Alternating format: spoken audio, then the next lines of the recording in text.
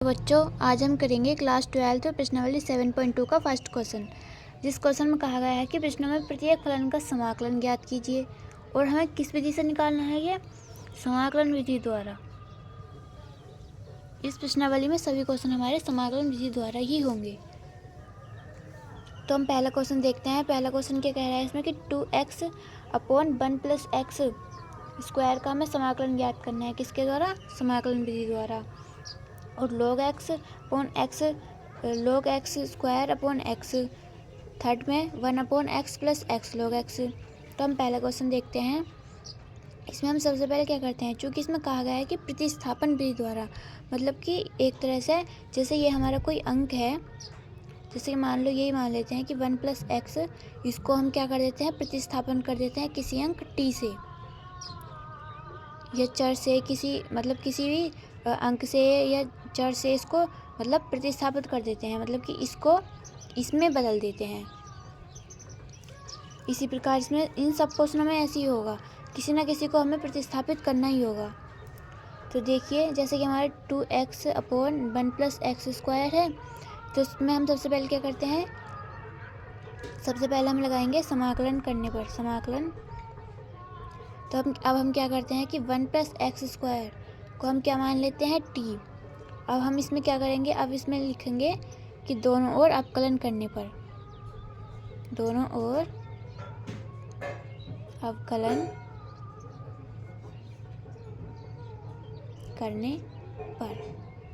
हम इसका अवकलन क्यों करते हैं? क्योंकि जब हम किसी चीज़ को हम t मान लेते हैं, मतलब t में प्रतिस्थापित कर देते हैं, तो जो है हमें मतलब कि हमें एक समाकलन के अंक की वैल्यू चाहिए होती है। मतलब जिस प्रकार से हम इसका समाकलन करेंगे, देखिए 1 प्लस एक्स स्क्वायर, तो 1 का तो 0 हो जाएगा।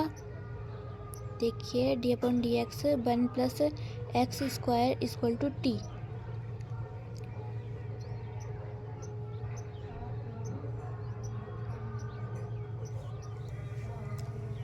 तो देखिए जब हम 1 का करते हैं तो 1 की तो 0 आएगी, क्योंकि एचर वैल्यू है, 1 का समाकलन करने पर 0 आएगा।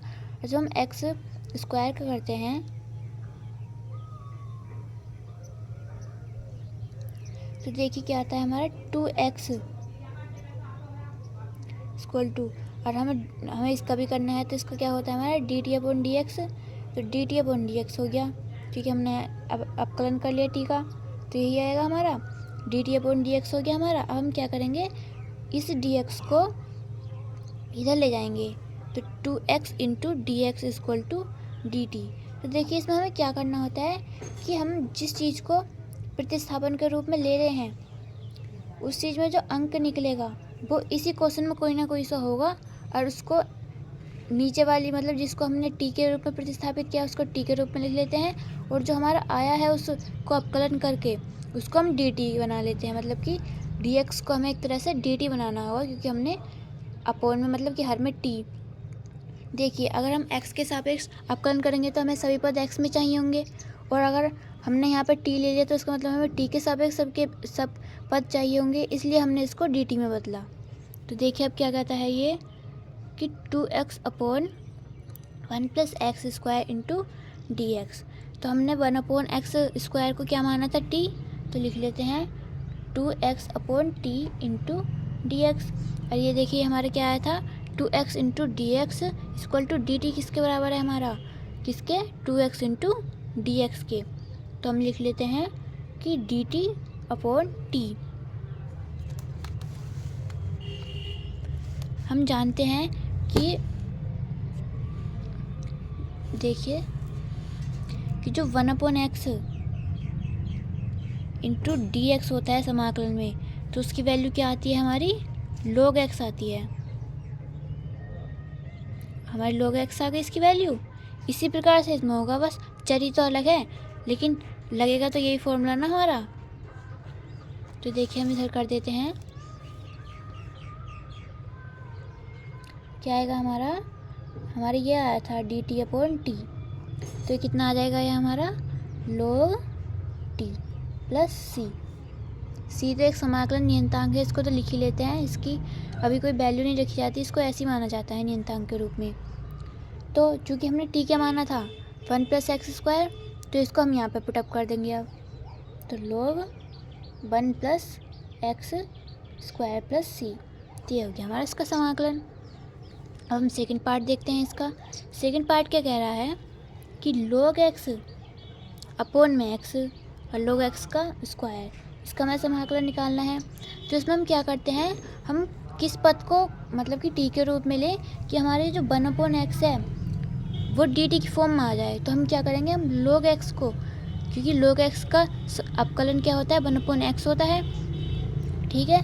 तो हम, क्योंकि 1 अपॉन एक्स का अपकलन log x नहीं हो सकता, लेकिन log x का अपकलन 1 अपॉन एक्स होता है, कि 1 अपॉन एक्स का तो समाकलन log x होता है। इसको हम रिवर्स थोड़ी कर सकते हैं, लेकिन जो डी अपॉन डी एक्स मतलब कि log x का समाकलन जो होता है, सॉरी अपकलन जो होता है वो 1 अपॉन एक्स हम लिख सकते हैं, लेकिन इसका रिवर्स नहीं कर सकते कि तुमने 1 अपॉन एक्स मान लिया, 1 अपॉन एक्स आ गया तो तुम इसको log x लिख दोगे, ठीक है। तो हम क्या करते हैं, हम log x को t मानेंगे क्योंकि हमें इसका अपकलन करना है। log x बराबर t मान लिया। अब हम क्या करेंगे, अपकलन करने पर ये लाइन आपको लिखनी पड़ेगी वरना आप कंफ्यूज हो जाओगे। तो log x का अपकलन क्या होता है, D upon d x log x दोनों ओर अपकलन करेंगे तो क्या आएगा हमारा dt अपॉन डी एक्स। अब log x का हमारा अपकलन क्या होता है, 1 अपॉन एक्स होता है ना, हमने यहाँ पर देखा अभी। तो हम लिख देंगे 1 upon x equal to d t upon d x. हम क्या करते हैं, x को x के पदों के पास ले जाते हैं, dx को, तो 1 upon x into d x हो गया इक्वल टू डी टी हो गया हमारा। हम क्या करते हैं कि ये हमने निकाल लिया। अब हम अपने क्वेश्चन में आ जाते हैं। तो हमारा क्वेश्चन था log x का होल स्क्वायर अपॉन x। हमने क्या माना था कि log x को तो हमने t माना था, और जब हमने log x का अपकलन कर दिया तो इसकी 1 अपॉन एक्स की, मतलब कि इस 1 अपॉन एक्स की इसके ऊपर कुछ नहीं दे रखा था, इसका मतलब तो यही हुआ ना, अगर इसे हम अलग करके लिखेंगे तो 1 अपॉन एक्स लिख रहा है ये, तो 1 upon x into d x की वैल्यू हमारी डी टी आ गई। तो हम क्या करेंगे, T square into D T. अब इसका अब वो कर देंगे समाकलन। तो हम जानते हैं कि इसमें कौन सा फॉर्मूला लगता है हमारा, एक्स की पावर एन का। तो क्या हो गया हमारा एक्स की पावर एन प्लस 1 अपॉन में n plus 1 into d x. ऐसे ही हम इसमें करेंगे। तो हम इसमें लिख लेते हैं कि t की पावर 2 प्लस 1 अपॉन में 2 प्लस 1 प्लस सी। तो क्या आएगा हमारा t की पावर 3 अपॉन 3 प्लस सी। तो इसकी t की वैल्यू हमने क्या मानी थी, देखो हमने मानी थी log x equal to t. तो हम यहाँ पर कर लेते हैं अब इसको, log x की पावर 3 अपॉन 3 प्लस सी। तो इसकी हमारी समाकलन निकल आया प्रतिस्थापन विधि द्वारा। जो हमारी 7.2 एक्सरसाइज है वो फुल्ली बेस्ड ऑन प्रतिस्थापन विधि। ओके, अब हम इसका थर्ड पार्ट देखते हैं। थर्ड पार्ट क्या कह रहा है हमारा कि 1 upon x plus x log x, इसका हमें समाकलन करना है प्रतिस्थापन विधि द्वारा। तो हम आगे के पेज पर करते हैं इसको, 1 upon x plus log x का। देखिए हम करते हैं इसका third part, 1 upon x plus x log x। तो देखिए अब हम इसमें ऐसा क्या करें, मतलब इसमें से हम किस पद को t माने। तो सोचते हैं पहले हम क्या करते हैं, हम देख रहे हैं कि इसमें x और x दोनों पदों में आ रहा है। तो हम x और x अगर दोनों पदों में सेम कोई चीज़ होती है तो उसको हम कॉमन ले सकते हैं। तो हम क्या करते हैं, सबसे पहले हम इसको कॉमन ले लेते हैं। तो क्या आएगा हमारा 1, जब इसमें से हम x को कॉमन लेंगे तो 1 ही बचेगा ना, यहाँ पर तो कुछ और नहीं बचा। प्लस जब इसमें से कॉमन ले लेंगे तो हमारा log x बचेगा। हमने log x ले लिया तो ये हमारी वैल्यू आ गई कॉमन लेके। अब हमें इसके जो हमें t के रूप में प्रतिस्थापित करेंगे, फिर t के रूप में जो हमने माना उसका अपकलन करेंगे। तो देखिए हम क्या करते हैं, हम 1 प्लस log x को, मतलब 1 प्लस log x को हम t के रूप में मानेंगे, फिर उसका अपकलन करेंगे। तो देखिए 1 plus log x equal to t. अब हम क्या करते हैं, इसका अपकलन करते हैं। तो लिखिए दोनों और अवकलन करने पर। अब हम क्या करते हैं, d upon d x 1 plus log x equal to d upon d x और टी। तो 1 का अगर हम करेंगे, 1 का तो 0 ही आता है, तो 0 हो जाएगा 1 का, तो इसे लिख ही नहीं रहे। और हम जानते हैं कि जब हम डी अपॉन log x का अपकलन करते हैं तो हमारा कितनी वैल्यू आती है, 1 अपॉन एक्स। तो 1 अपॉन एक्स आ जाएगी, इधर हमारी d t upon d x ही रहेगा। अब हम क्या करेंगे, x के पदों के पास ले जाएंगे, तो 1 upon x into d x equal to d t हो गया हमारा। अब देखिए हमारे क्वेश्चन में क्या कह रहा है कि 1 upon x bracket 1 plus log x, इसकी हमें वैल्यू निकालनी है, प्रतिस्थापन जो है समाकलन निकालना है। तो देखिए समाकलन का चिन्ह लगा लेते हैं हम, x bracket 1 plus log x into d x. तो देखिए हम इसको पहले मतलब आपको समझाने के लिए ऐसे लिख लेते हैं, 1 upon 1 plus log x into d x. तो देखिए 1 प्लस log x की वैल्यू हमने क्या मानी थी, हमने मानी थी t। तो क्या करेंगे हम, 1 अपॉन एक्स का भी ऐसे लिख लेते हैं, 1 अपॉन टी हो गया इंटू डी एक्स।